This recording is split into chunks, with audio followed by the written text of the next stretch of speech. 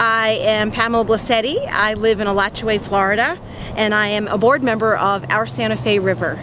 I wanted to just share a story that I had been living in the Caribbean for a few years when I moved to Florida, and I was used to beautiful crystal clear blue water, and I had no idea that we had springs here in Florida. I kept hearing the springs, the springs. So one day I made it my business to go over to the springs, which happened to be Ginny Spring, and I was just captivated. It was so magical to me that we had this incredible aquifer system and these springs, and I fell in love immediately. It was love at first sight. And so I'm very honored and happy that we have been invited to come to this summit, because I think it's time for all the organizations to get together and use our power in numbers and work together to accomplish what we need to accomplish to help save our springs and our rivers and make sure that this is here forever and ever. So that's my story. Thanks. My name is Jim Tatum. I'm also a member of our Santa Fe River. I'm the board member and historian for that organization, and I write the newsletters, which is on our website.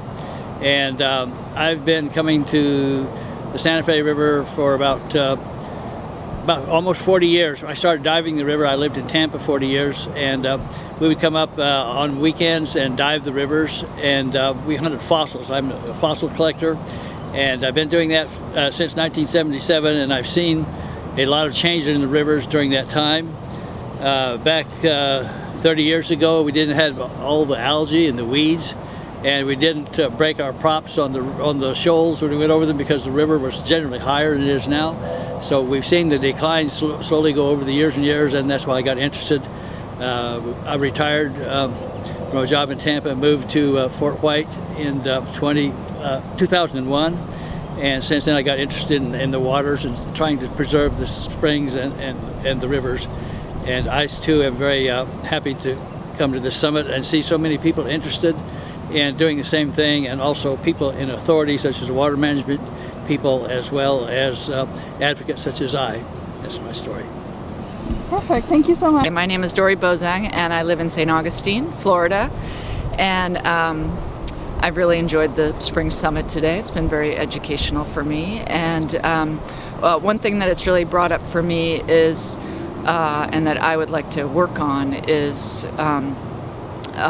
inspiring more use of composting toilets in lieu of septic systems. I actually, I spend a lot of time on the St. Johns River, and I've seen how just there are lots of septic systems all over Florida, and I think this is something that hasn't really been adequately explored as an option, because I don't think it's an option to put lots of rural residents onto sewage treatment systems.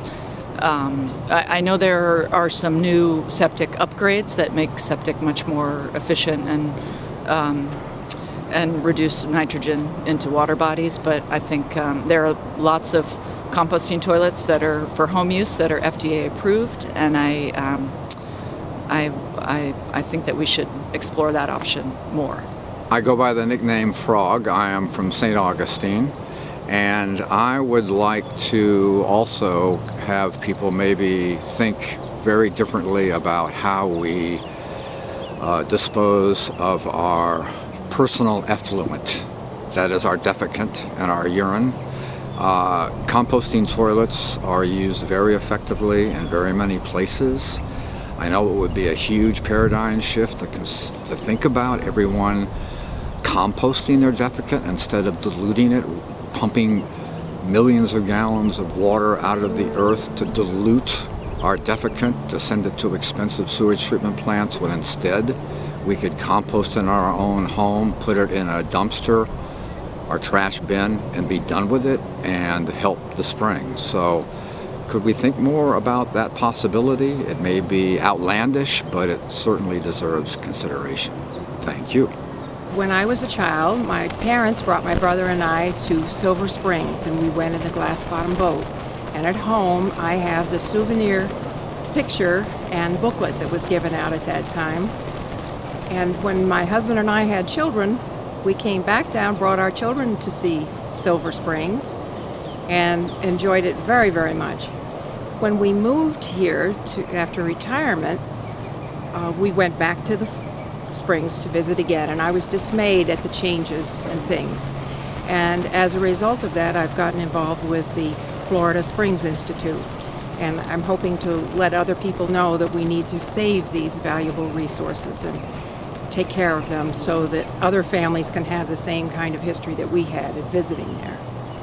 I'm from Massachusetts, but I've lived here for 6 years, and the one fact that struck me today was when Dr. Bob said we could save 1/4 of the water that we use by stopping outside irrigation. So I think that would be one major goal that should come out of this conference. The other point I wanted to make is just anecdotal, and I have visited this area since the 70s, the Crystal River and the Homosassa River. We have cousins down here. And back then, the water was just so beautifully crystal clear, and that's why they called it the Crystal River. And I think one factor in that is dangerous for the manatees now and why they get hurt so much is because you cannot see them. When you look into the water, it's turbid. It's not crystal clear anymore, and you can't see to the bottom, and you can't see beautiful eelgrass. You see filamentous algae. So those are 2 points that I got out of it. And yes, I think we should meter the water and restrict water usage. Otherwise, it's just going to be whoever puts the straw on the ground is going to get it all out of there, and we're going to have drought and no clean water. So, and I understand how pollutants, when the water table goes down, the pollutants become more concentrated. So that's another bad thing. So thank you very much for today. I really appreciate it.